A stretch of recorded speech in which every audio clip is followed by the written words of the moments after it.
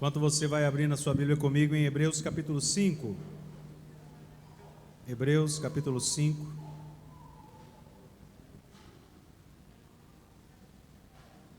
Hebreus capítulo 5. Nós vamos ler do versículo 1 ao versículo 10.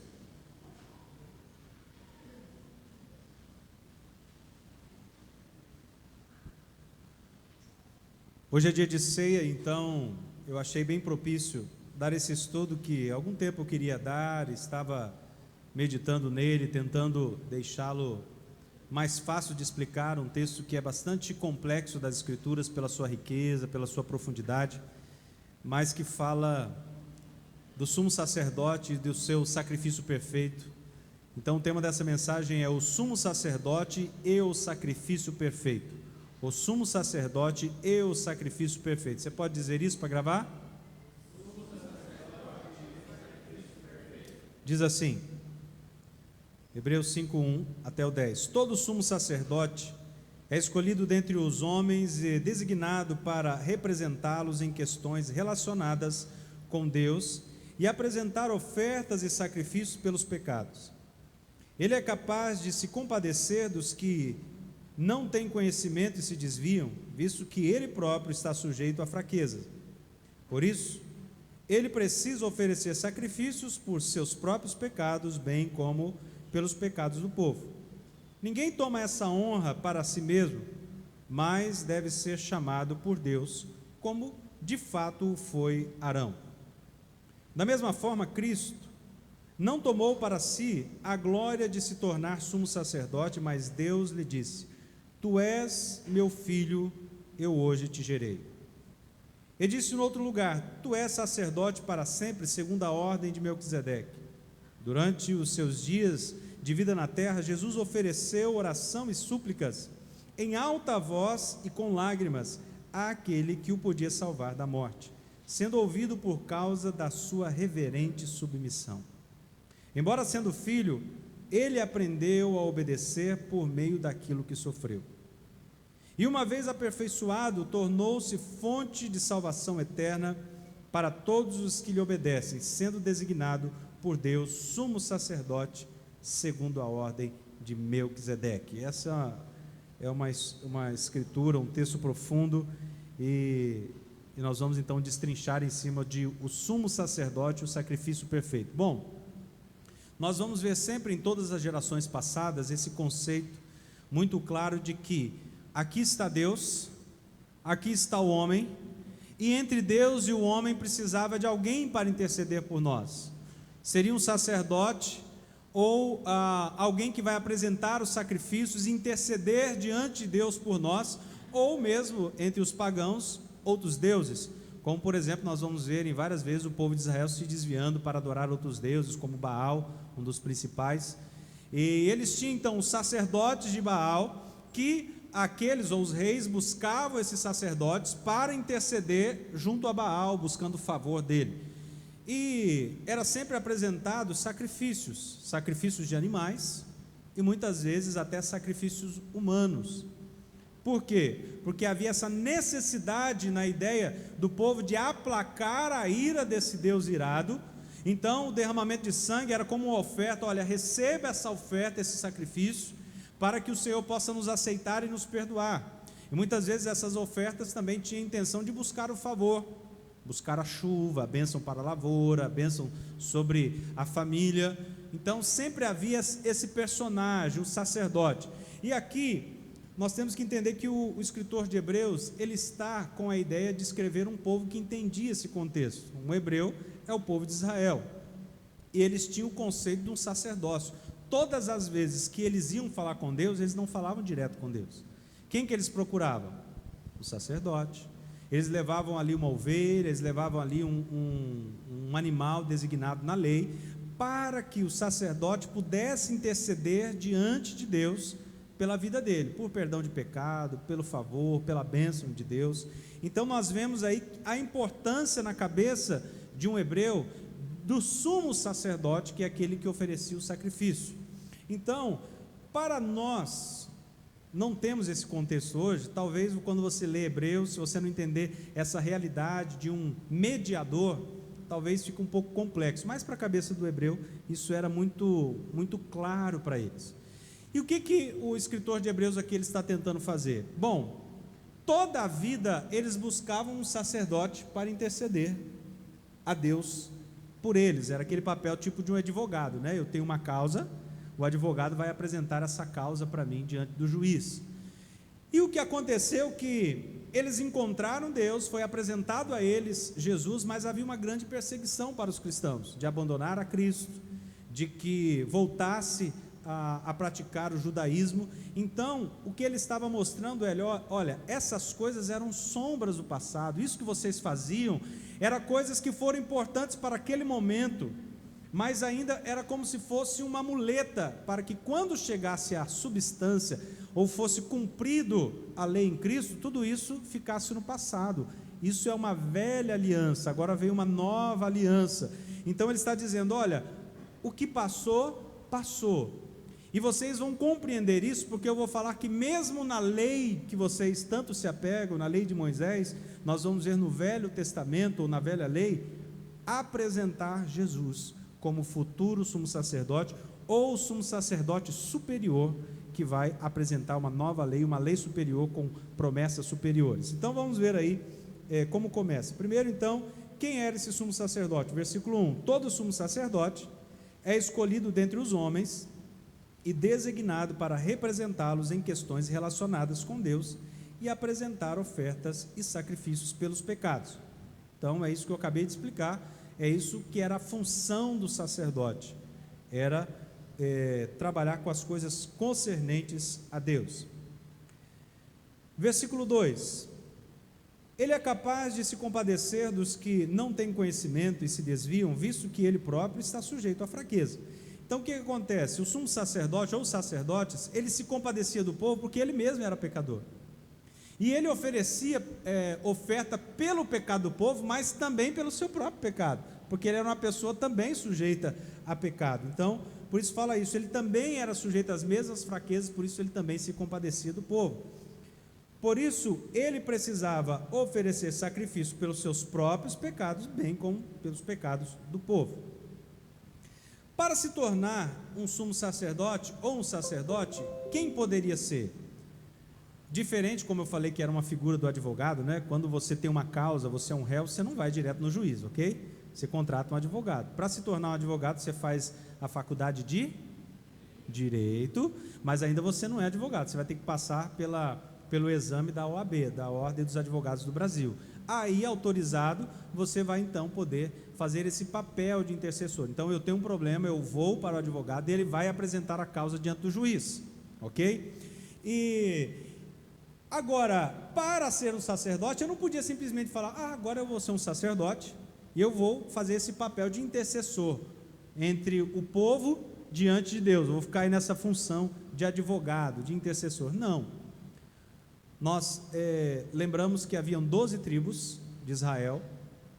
Primeiro Deus chama Abraão, Abraão gera Isaac, Isaac gera Jacó, que gera 12 filhos, desses 12 filhos, cada nome se torna uma tribo, e uma dessas tribos é separada para essa função, que é da tribo de Levi, tribo de Levi. Por isso que até hoje a gente tem esses tiques nas igrejas de falar, esse fulano de tal que está tocando aqui é um levita, não é que ele flutua, que ele é da tribo de Levi, mas na verdade o levita, ele tinha muito mais do que a função de tocar. Na verdade ele como se fosse um diácono hoje, ele limpava o templo, ele que acendia o fogo, mantinha o fogo aceso, tirava a cinza, limpava o sangue, cuidava dos animais, sacrificava os animais, e quando sobrava tempo ele estava ali tocando e ministrando diante de Deus. Então essa era a função de um levita.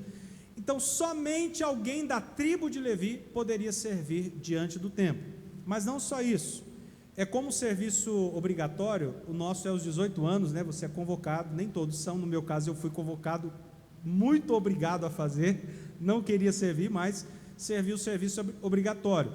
O povo de Levi, aos 30 anos, eles deixavam tudo o que estavam fazendo e iam servir obrigatoriamente ao templo por vários anos.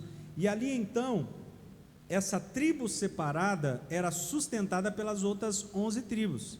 Por quê? Para sustentar o templo. Ele agora que estava cuidando dessas coisas, ele não podia levantar o seu próprio sustento, então as outras tribos davam o 10% ou dízimo no templo para sustentar a tribo de Levi. Então aqui está falando, ninguém toma para si essa glória de ser um sacerdote, muito menos de ser o sumo sacerdote. Tem que ser da tribo de Levi, e o sumo sacerdote da descendência da família específica de Arão. E é isso então que está nos falando aqui no versículo 4. Ninguém toma essa honra para si mesmo, mas deve ser chamado por Deus, como de fato foi Arão. Quem que foi o Arão? Foi o irmão de Moisés, da tribo de Levi, e foi o primeiro sumo sacerdote. Os seus filhos eram sacerdotes que serviam no templo, mas ele era o sumo sacerdote, ou melhor dizendo, o grande sacerdote. Era o único que podia entrar. O templo tinha dividido em 3 partes principais, né? O átrio, onde o povo podia chegar, o santo lugar, os sacerdotes chegavam até ali, alguns deles, mas no santo dos santos, onde estava a arca da aliança, representando a presença do próprio Deus, só entrava o grande, o sumo sacerdote, uma vez por ano. E esse primeiro sumo sacerdote foi... Vocês estão comigo ainda? É bom ir falando que vamos ver. Arão foi o primeiro sumo sacerdote. Então, ele foi chamado por Deus, separado do povo. O próprio Deus falou: Arão vai ser o primeiro sumo sacerdote. Então, essa glória ele não podia tomar para si. E é isso que está falando aqui. Mas o que tem a ver com essa história toda? Porque ele vai apresentar Jesus como o sumo sacerdote perfeito. Lembra que o tema da mensagem é o sumo sacerdote e o sacrifício perfeito? Vamos aí na continuação, versículo 5. Estava falando dessa convocação do próprio Deus, então diz: da mesma forma como os outros sacerdotes, Cristo não tomou para si a glória de se tornar sumo sacerdote, mas Deus lhe disse: tu és meu filho, eu hoje te gerei. Em outro lugar, inclusive aqui é Salmo 110, versículo 4: tu és sacerdote para sempre, segundo a ordem de Melquisedeque. E aqui nós temos uma figura muito emblemática, eu vou falar sobre ela para tentar desmistificar um pouco essa figura de Melquisedeque. Mas, antes disso, veja comigo, Cristo, ele cumpriu essa função de intercessor, quando esteve aqui na terra. O texto, versículo 7 vai dizer isso, essa função de sacerdote, de compaixão pelo povo, de interceder com lágrimas diante de Deus. Ele faz esse papel. E é interessante que Jesus ele é apresentado não como um sumo sacerdote distante, um Deus lá distante, mas ele se esvaziando da sua glória, pisando nessa terra, sujando os seus pés do nosso pó, conhecendo as nossas mazelas, as nossas misérias, o nosso pecado. Então ele se compadece de nós. Ele sabe o que é chorar, ele sabe o que é sofrer, ele sabe o que é passar sede, ele sabe o que é passar fome. Então nós temos esse sumo sacerdote que também se compadece de nós. Versículo 7, abra aí, acompanhe comigo. Durante os seus dias de vida na terra, Jesus ofereceu orações e súplicas em alta voz e com lágrimas àquele que podia salvar da morte, sendo ouvido por causa da sua reverente submissão. Embora sendo filho, ele aprendeu a obedecer por meio daquilo que sofreu. E uma vez aperfeiçoado, tornou-se a fonte de salvação eterna para todos os que lhe obedecem. É aqui que o caldo começa a engrossar, e é aqui que esse texto vai começar a ficar profundo, e aí eu vou precisar de muita atenção de vocês. Quem está prestando atenção, diga amém. Amém. Quem está distraído, diga glória a Deus. Olha, não peguei ninguém hoje, que maravilha, muito bom, muito bom. Então ele está falando aqui que Jesus, ele apesar de ser filho, ele vai aprender pelo tanto que sofreu, e ele vai se tornar agora o autor da salvação, ou seja, o sumo sacerdote perfeito, no qual nele nós vamos encontrar a salvação e a vida eterna, ou seja, todos aqueles que lhe obedecem e que se submetem ao seu sacrifício perfeito. Então agora a gente começa a entrar um pouco mais aí sobre esse sumo sacerdote. Os sumos sacerdotes que existiam eram todos da descendência de Levi. Jesus era da descendência de Levi? Não. Ele é apresentado como a raiz de Davi, da tribo de Davi. José, que era o seu pai, era da tribo de de Judá, perdão, de Davi. Ele é da raiz de Davi, da tribo de Judá. Ele é apresentado como leão da tribo de Judá. Inclusive, quando ele nasce, tem um recenseamento, ele vai para Belém, justamente porque ele era da tribo de Judá. Então, naturalmente falando, Jesus poderia ser um sacerdote? Por quê? Porque ele não era da tribo de Levi, somente da tribo de Levi. Então, por isso que ele vai nos trazer essa figura emblemática, Melquisedeque, falando que Jesus não é da linhagem de Levi, mas é um tipo da linhagem, da origem, do mesmo tipo de sacerdote que é Melquisedeque. E aqui ele vai começar a aprofundar, a dizer o seguinte, que o próprio sacerdócio levítico se submete ao sacerdócio de Melquisedeque, representando o próprio Cristo. Nós vamos ver isso um pouco mais à frente, olha aí. Versículo 10: sendo designado por Deus sumo sacerdote, segundo a ordem de Melquisedeque, segundo a ordem, do mesmo tipo, da mesma característica de Melquisedeque. Bom, esse texto aqui, como eu disse para vocês, está em Salmo 110:4, eu vou ler. O Senhor jurou e não arrependerá, tu és sacerdote para sempre, segundo a ordem de Melquisedeque. Bom, segundo a ordem, a mesma espécie, semelhança de sacerdócio de Melquisedeque. Quem é Melquisedeque? Bom, a Bíblia fala muito pouco sobre ele. Você vai ver 3 passagens. Nós vamos ver em Gênesis capítulo 14, apenas 3 versículos falando sobre ele. Nós vamos ver profeticamente Davi falando no Salmo 110, falando que esse que virá, o sacerdócio eterno, vem dessa ordem de Melquisedeque. Então ele também já está profetizando sobre Jesus. Olha que coisa profunda. Sempre a Bíblia aponta para Jesus, o Velho Testamento aponta para Jesus, o Novo Testamento aponta para Jesus. Jesus é o centro, amém? Diga, eu sou cristocêntrico. O meu evangelho está centrado em Cristo. O Velho e o Novo aponta para esse Jesus. Então, e nós vamos ver agora Hebreus falando sobre isso. Por que ele traz essa figura?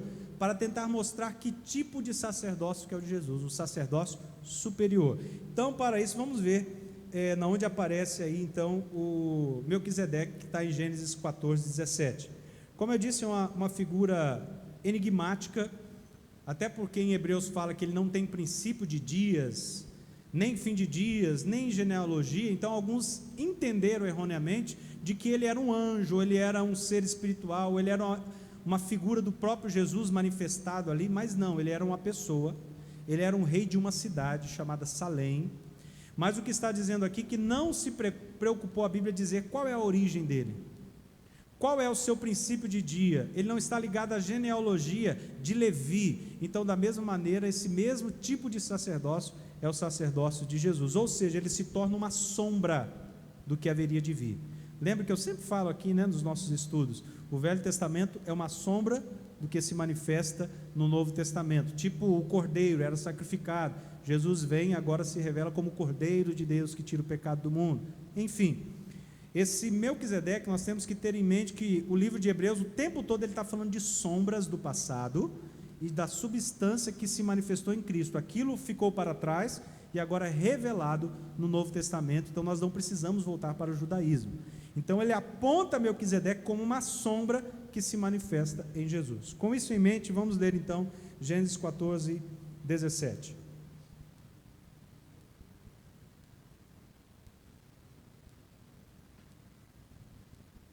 Estou sempre aí na NVI. Diz aí então, Gênesis 14:17.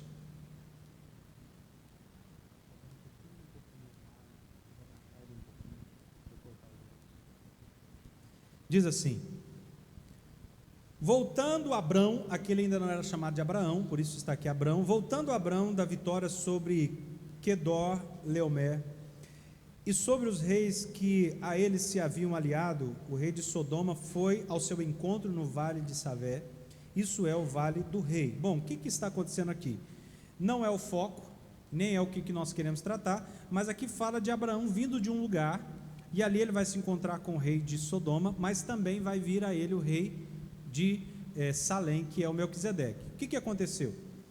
Esse é um momento muito chave na vida de Abraão, é quando ele está se estabelecendo como um príncipe lá em Canaã, comprando terra, mostrando a força do seu exército e o seu poder. O que aconteceu? Esse rei aqui, de Quedor Leomer, e alguns outros reis se aliaram a ele, E aí aí foi demais. E aí eles se uniram, foram até Sodoma, devastaram Sodoma e levaram as pessoas cativas. Mas quem estava morando ali em Sodoma? O sobrinho de Abrão, Ló. E aí Ló então busca Deus e ele vai com o seu exército, 300 e poucos homens separados da sua casa, fazer frente a esse exército desse homem aqui e os seus aliados. E ele chega lá, ele vence esse exército, e como regra daquela época, ele traz tudo consigo, os despojos, os escravos, as riquezas, o gado, tudo com ele. E aí se encontra com ele o rei de Sodoma, que fala, pode ficar com o gado, com as riquezas, só devolve as mulheres, as crianças. Ele falou assim, olha, eu não quero nada que é seu, pode ficar com tudo. Mas ele estava com as riquezas que ele pegou desse rei e os seus aliados. E aí vem ao encontro dele Melquisedeque, o qual vai fazer o quê? Ali eles vão fazer uma oferta a Deus, e ele vai entregar o dízimo de tudo do melhor que ele trouxe para esse tal Melquisedeque. Então, é esse o contexto, o que está acontecendo aqui. Vamos lá então, versículo 18. Então Melquisedeque, rei de Salém e sacerdote do Deus Altíssimo, trouxe pão e vinho. Olha que coisa tremenda e profunda aqui. Bom, vamos ver aqui algumas coisas a destacar desse versículo. Melquisedeque era rei de Salém, que também é chamado de Shalom, que é paz. Então o nome da cidade era Paz. Então ele era rei de paz. Só para entender o contexto, não é que era um rei de um país. Os líderes da cidade, como se fossem os prefeitos, só para entender assim, eram chamados de reis. Então ele era um rei daquela cidade de Salém, e o nome dele era Melquisedeque. Então Melquisedeque era rei de paz. Jesus também é apresentado como o rei da paz, o príncipe da paz. E continua aqui, ele era rei e era o quê? Sacerdote do Deus Altíssimo. Olha que outra coisa interessante, não era um Deus pagão, ele era sacerdote do próprio Deus. Ele tinha duas funções, de rei e sacerdote. Então aqui já está nos dando a ideia que Jesus, além de ser rei, também é sacerdote, como tipificando o mesmo sacerdócio ou a linhagem que ele vinha de Melquisedeque. Aí alguns perguntam, eu também quis estudar sobre isso, mas da onde vem esse adorador do Deus vivo? Bom, Deus sempre teve os seus remanescentes, e alguns dizem que Noé, ele sai da arca, os seus filhos vão se multiplicando, e esse aqui era um dos descendentes de Sem, que também ainda era um dos remanescentes como Noé, que adorava o Deus Altíssimo. E Abraão reconhece que ele é um sacerdote do Deus Altíssimo, e olha a continuação aí que é muito interessante. Bom, e ele, além de fazer o sacrifício ali ao Deus Altíssimo, ele vai trazer pão e vinho. Olha, o que Jesus ele traz para nós? Ele é rei de paz, ele é sacerdote do Deus Altíssimo, e o que ele traz para nós? Pão e vinho. Ele diz, o pão é a minha própria carne, e o vinho é o meu próprio sangue. Então aqui, veja só que coisa profunda, lá no Velho Testamento, já estava apontando para Jesus, o sumo sacerdote e rei eterno. É tremendo, não é isso? Como o nosso Deus, a Bíblia toda ela se completa, né? E ela aponta sempre para Jesus. Ainda que o povo judeu não enxergava, o escritor de Hebreus está falando, olha, vocês querem entender Deus, mas só no Velho Testamento? Deus apresentou Jesus no Velho Testamento. Nós temos Jesus apresentado, e olha aqui qual é o tipo de sacerdote que ele é, da linhagem de Melquisedeque. Veja só a continuação no versículo 20. Bem, eu li o 19 já, né? Não li o 19, vamos ao 19.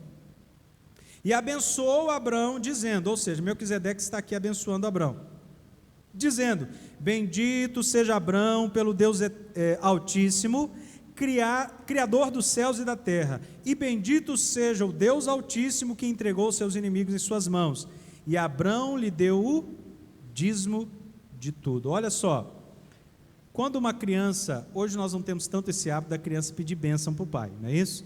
Mas algumas gerações, e alguns ainda preservam isso. Quem que é o maior? O que abençoa, correto? Então a criança não chega e fala, papai, eu te abençoo. O que ela fala? Bênção, pai. E aí o pai libera a bênção. Deus te abençoe ou eu te abençoo. Então aqui está dizendo o seguinte, Hebreus vai falar sobre isso. é fora de questão que o que abençoa é maior do que o abençoado. E o nosso pai Abraão, ele fala, olha que grandeza que é esse Melquisedeque. Quem ele está representando? O pai Abraão, o Senhor das promessas, o pai da fé, está se submetendo e reconhecendo a autoridade desse Melquisedeque e está sendo abençoado por ele. E não somente isso, ele está dando o quê? O dízimo de tudo o que ele tinha ali nas mãos desse Melquisedeque. Então, olha aí, o que está acontecendo também. Hebreus vai falar sobre isso, eu não estou lendo todos esses textos, mas você pode aproveitar essa semana e ler todo o livro de Hebreus. Ele vai falando o seguinte, olha que figura interessante, olha o que está acontecendo aqui. Será que vocês estão captando essa revelação? Levi, que é do qual Deus tira o sumo sacerdote, se submeteu ao sacerdócio de Melquisedeque. E aí ele fala, mas como isso? Se Levi não tinha nascido ainda, ele estava na semente de Abraão, porque Abraão gerou Isaac, Isaac gerou Jacó, e Jacó gerou Levi. Então ele está falando, Abraão está representando o sacerdócio Levi, que está se submetendo ao sacerdócio de Melquisedeque.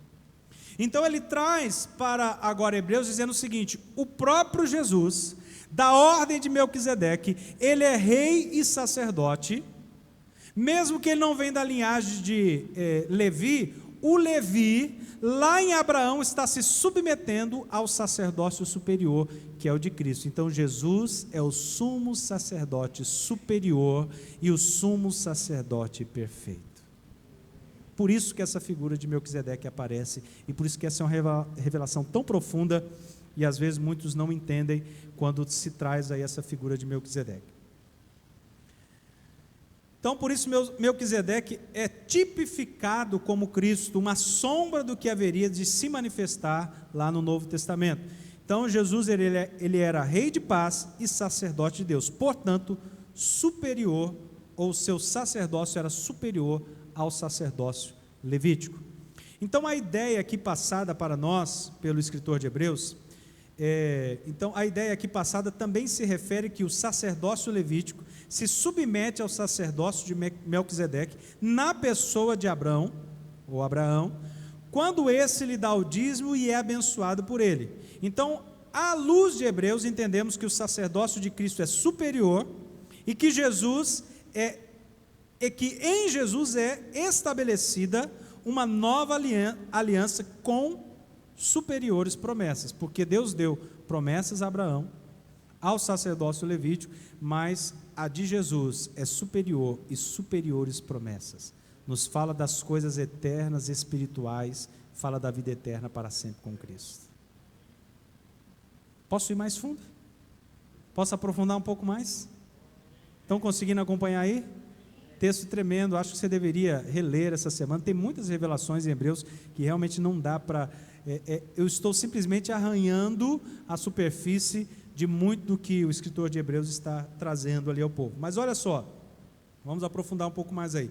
O sacrifício do sumo sacerdote Jesus foi perfeito e vitalício. Veja lá então Hebreus 8, versículo 1 a 6. Hebreus 8, versículo 1 a 6.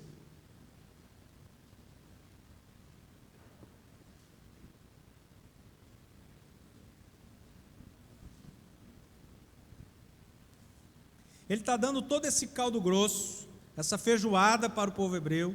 Inclusive no capítulo 6, se eu não me engano, ele fala, olha, eu queria aprofundar mais, mas vocês se tornaram tardios para aprender. Vocês deveriam ser mestres nessas coisas, mas ainda vocês estão precisando de novo ouvir os rudimentos da fé. Eu queria me aprofundar mais. E aí ele vai se aprofundando e ele fala, olha, a suma de tudo isso, o mais importante, é assim que ele começa o capítulo 8, dizendo assim, o mais importante do que estamos tratando é que temos um sumo sacerdote como esse. Um sumo sacerdote como esse o quê? Da linhagem de Melquisedeque, superior, o qual se assentou à direita do trono da majestade nos céus e serve no santuário, no verdadeiro tabernáculo que o Senhor erigiu, e não o homem. Olha que coisa profunda aqui, volta aqui comigo. Está falando que Jesus, ele serve no verdadeiro tabernáculo. E aí ele vai começar a dizer o seguinte, lembra aquele tabernáculo de Moisés? Na verdade, ele é uma cópia. Moisés, ele subiu no monte e Deus levou ele ver o templo verdadeiro, na onde o sumo sacerdote deveria sacrificar. E ele fala: olha, Moisés, tenha cuidado de fazer a cópia exata, faz exatamente o que você viu. Mas ele fala o seguinte: agora Jesus, ele vai apresentar o seu sacrifício, e o sacerdote ele tem que entrar no Santo dos Santos e no templo, ou no tabernáculo, e ele vai falar: Jesus vai entrar, mas não o feito por Moisés, que era uma cópia, uma sombra, mas ele vai entrar no verdadeiro. Ou seja, há um local celestial, um templo que Moisés copiou, mas é lá nesse verdadeiro que Jesus vai apresentar o seu sacrifício. Olha aí, vou ler de novo essa parte aí, o 2. E serve no santuário, no verdadeiro tabernáculo que o Senhor erigiu, e não o homem. Todo sumo sacerdote é constituído para apresentar ofertas e sacrifícios. Isso nós já vimos, é a obrigação do sacerdote, são as suas atribuições, ok? Por isso, era necessário que também esse tivesse algo a oferecer. Ou seja, o sacerdote Jesus tinha que oferecer algo. Se ele estivesse na terra, nem seria sacerdote, como já explicamos. Visto que já existem aqueles que apresentam as ofertas prescritas pela lei, ou seja, o pessoal da tribo de Levi. Versículo 5: eles servem num santuário que é cópia, na minha versão aqui, né, na NVI, cópia e sombra daquilo que está no céu. Lembro sempre ele apontando, tudo é uma sombra, uma cópia, e aquilo que vocês estão fazendo, e toda a lei do judaísmo são sombras, são cópias, mas eles servem na cópia do verdadeiro. Sempre que há uma cópia, há o verdadeiro. É como se fosse uma maquete, né? Então ele serve no santuário que é cópia e sombra daquilo que está nos céus, já que Moisés foi avisado quando estava para construir o tabernáculo: tenha cuidado de fazer tudo segundo o modelo. Ele olhou, copiou, que lhe foi mostrado no monte. Agora, porém, o ministério que Jesus recebeu é superior ao deles, assim como também a aliança da qual ele é mediador é superior à antiga, sendo baseada em promessas superiores. Que coisa profunda, olha só, o povo de Israel tinha promessas de Deus, eles tinham os seus mediadores que iam diante de Deus, no templo que era uma cópia. Está dizendo, agora Jesus, ele é um sacerdote superior, ele é um mediador num templo superior, e por isso a aliança dele é superior, vai estar acima da que vocês estão vivendo, e tem promessas superiores. Amém? Se você não ficar empolgado com isso, não vai ficar mais nada nessa noite. Diga amém aí, glória a Deus, oh glória, Jesus é bom. Agora, porém, o ministério que Jesus recebeu é superior ao deles, pois como também a aliança, assim como também a aliança da qual ele é mediador é superior à antiga, sendo baseado em promessas superiores. Então, o sacrifício que Jesus oferece em nosso favor foi um sacrifício perfeito. Lembra que ele fala, todo sumo sacerdote, ele tinha que entrar na presença de Deus e oferecer um sacrifício de sangue, de um cordeiro sem defeito. Como acontecia? Só para a gente, para o hebreu não precisava explicar, mas para nós que não vivemos nesse contexto, talvez é bom relembrar, e alguns que nunca ouviram. Bom, nós tínhamos o dia do sacrifício, que era o dia ali onde seria o sacrifício anual, quando o sumo sacerdote ia entrar no Santo dos Santos. Ele não chegava todo dia e entrava no Santo dos Santos, ele só podia entrar uma vez por ano, e ele não podia entrar de qualquer maneira, ele se preparava, tinha todo um preparo, e quando ele ia entrar, ele pegava um cordeiro sem defeito de um ano, tirava o seu sangue, e agora ele ia com um pouco desse sangue e apresentava ali no Santo dos Santos. No Santo dos Santos nós tínhamos a Arca da Aliança, ali dentro da Arca de Aliança, toda coberta de ouro, tinha as tábuas da aliança, né, dos mandamentos, tinha a vara de Arão e tinha também o maná. Em cima tinha querubins, e nesses querubins nós tínhamos ali o que é chamado de propiciatório, onde era colocado, aspergido sangue. O que era esse propiciatório? aqui nós oferecemos o sangue, e ele era propiciação, é através dele que nós recebíamos o perdão dos nossos pecados. Então o sumo sacerdote entrava, apresentava o sacrifício, e aí Deus ia receber ou não. E quando ele saía lá de dentro, e o povo estava todo esperando com aquela tensão, expectativa, será que nós recebemos mais um ano de perdão? Será que Deus aceitou o sacrifício? E nós vamos ser perdoados e recebermos o seu favor? E quando o sumo sacerdote saía vivo, com um lindo sorriso nos lábios, aí era festa, o churrasco estava pronto, a música soltava, pode soltar a banda, e era festa, celebração, danças, cânticos, pandeiros. Não sei se o pessoal era sambista, mas tinha pandeiro já naquela época. Celebrando, porque mais um ano de perdão. Agora o nosso sumo sacerdote, ele vai apresentar o sacrifício no altar desse templo, na presença de Deus, mas no verdadeiro. E ele não vai com um sacrifício imperfeito como era do sumo sacerdote. Por que era imperfeito? Porque todo ano tinha que fazer de novo. Se era perfeito, não precisava fazer de novo.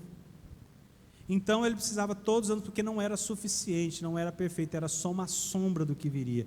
Agora vai falar que Jesus, o sumo sacerdote perfeito, ele vai entrar com o sacrifício, mas não de cordeiro.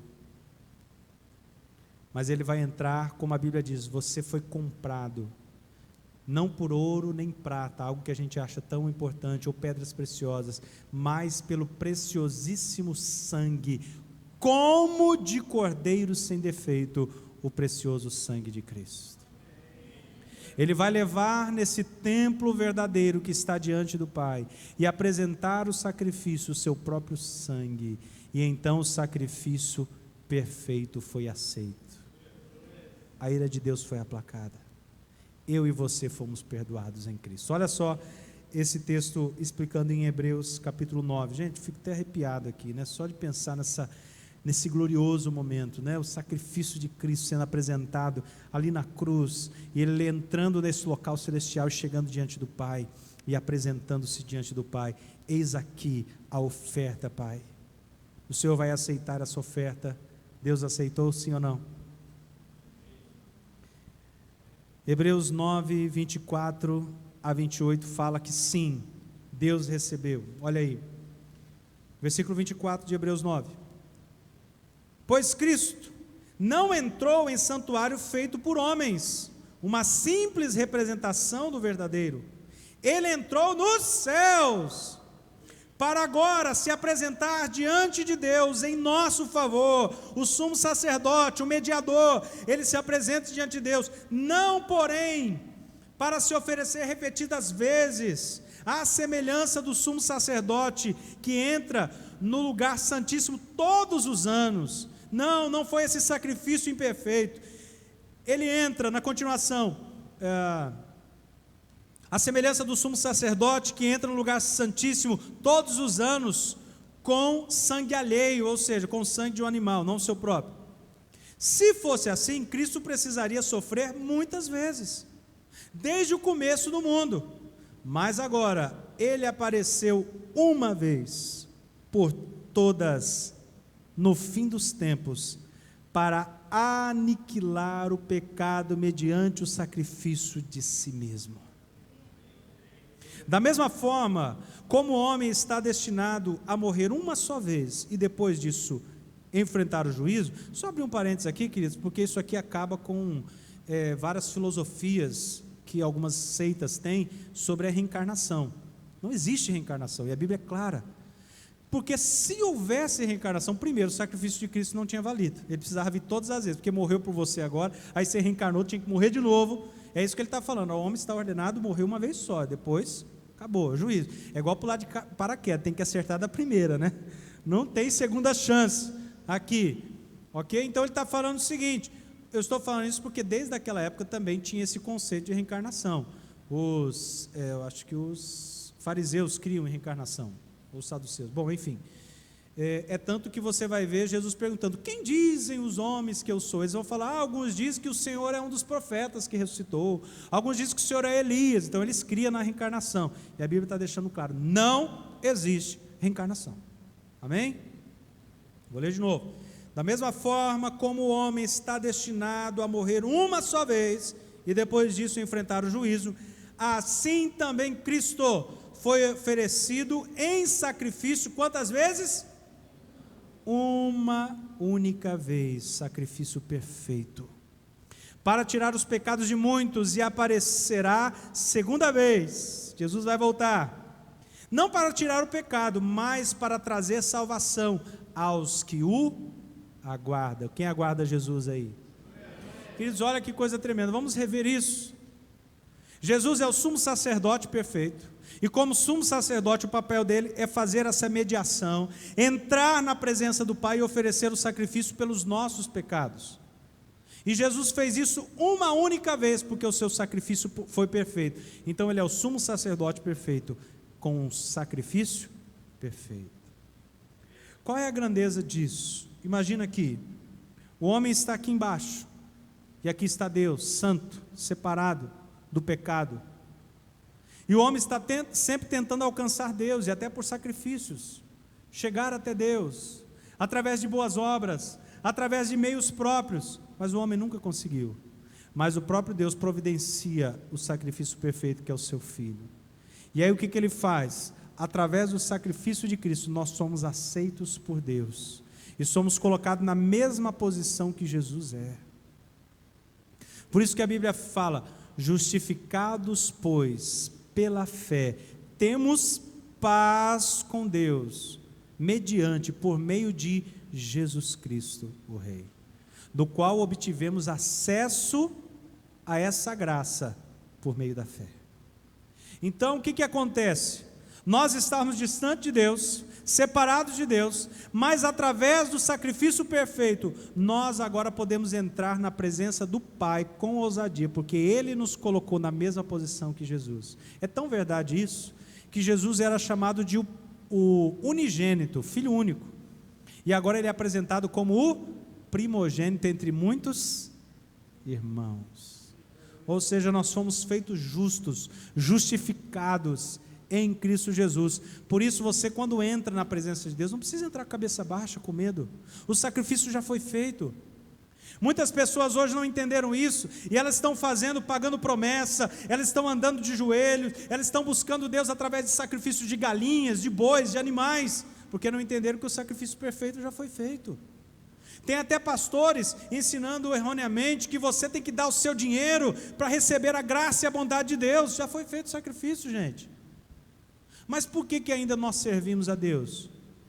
Por que nós nos dedicamos a Ele? Porque nós já fomos justificados e fazemos porque essa é a nova vida em Cristo. E por que nós ofertamos, ou porque nós abençoamos a casa do Senhor? Porque nós amamos a sua obra. Mas não é para receber a bênção de Deus. Você já foi abençoado, você já tem o favor de Deus, você já foi aceito por Deus. Pastor, e se eu pecar? A Bíblia diz: nós temos advogado junto ao Pai. Se confessarmos nossos pecados, Ele é fiel e justo para nos perdoar os pecados e nos purificar de toda injustiça. O sacrifício perfeito já foi feito. Nós não vivemos mais uma vida de oferecer sacrifícios. É isso que ele está falando para o povo hebreu. E muitos hoje ainda querem voltar ao judaísmo, a práticas de festas, de datas, de alimentação, de circuncisão. E ele está falando para o povo hebreu: isso aí era sombra do que haveria de vir. O sacrifício já foi feito, perfeito. Amém? E agora nós temos acesso à presença do Pai. E, se eu não me engano, o próprio Hebreus fala o seguinte: entremos com ousadia, com intrepidez diante do Santo dos Santos, pelo novo e vivo caminho, pelo sacrifício de Cristo, pelo caminho que nos foi aberto. Não é por mérito nosso, não é porque você foi um bom menino esse ano, né? Como diz a história do Santa Claus aí, do Papai Noel: se você for um bom menino, você vai ganhar presente, se não for, não vai ganhar. Não tem disso, não. Não é porque você foi um bom menino, é porque Jesus fez por você e pagou o preço caríssimo. Por isso você foi aceito, e você recebe o favor de Deus. Glória a Deus, nós somos aceitos. Nós somos aceitos. Eu quero concluir com isso. Quero pedir já para o Paulo me ajudar aqui, irmão Paulo. Nós aguardamos a sua volta, e temos a confiança e certeza de entrarmos no céu, por por causa do sacrifício perfeito, do sumo sacerdote perfeito, que é Cristo. O sacrifício foi feito, o preço foi pago e o acesso já nos foi dado. Não ande mais com cabeça baixa. Você é filho de Deus, herdeiro de Deus e co-herdeiro com Cristo. O sumo sacerdote, com o seu sacrifício perfeito, te conquistou isso. Só por isso nós podíamos levantar todos os dias e agradecer a Deus. Obrigado, obrigado, obrigado. Ainda que nada mais seja bom nessa vida, ainda que nós passamos todo tipo de provações, nós podemos agradecer pelo sacrifício de Cristo. Vamos colocar em pé e vamos orar. Aleluia, aleluia. Obrigado, Senhor. Obrigado, Senhor. Obrigado, Senhor. Obrigado pelo teu sacrifício, Jesus. Nosso sumo sacerdote, nós temos um sumo sacerdote diante de Deus, que se compadece de nós, que conhece as nossas dores. E nós não precisamos hoje de um apóstolo, de um pastor, de Maria, de Pedro, de João. Nós temos o único mediador que é Cristo, e nós podemos falar diretamente com o Senhor por causa desse sacrifício perfeito. Tu és o único mediador entre Deus e os homens, e nós reconhecemos esse sacrifício perfeito. Nós reconhecemos o teu senhorio sobre a igreja, sobre nossas vidas, sobre nossa casa, sobre nosso presente, passado e futuro. Nós nos rendemos a ti, Jesus. Obrigado porque o Senhor, como o mesmo sacerdote Melquisedeque, trouxe para nós o pão e vinho, estabeleceu uma nova aliança através do teu corpo, através do teu sangue. E hoje, nesse dia de ceia, nós celebramos essa verdade. Celebramos essa verdade. Nosso coração se enche de alegria. Traz cura nessa noite, Senhor, à alma aflita, ao coração atribulado, amedrontado, cheio de culpa do pecado. Livra do pecado, em nome de Jesus. Livre, livre, livre de toda cadeia, de toda amarra, de todo grilhão. Seja livre hoje. O sacrifício já foi feito, e se o Filho vos libertar, verdadeiramente sereis livres. Seja livre, livre, livre, livre. Para a liberdade Cristo nos chamou. Você é livre, livre em Cristo, livre em Cristo. Obrigado, Senhor. Obrigado, Senhor. Glória a Deus. Você pode se sentar.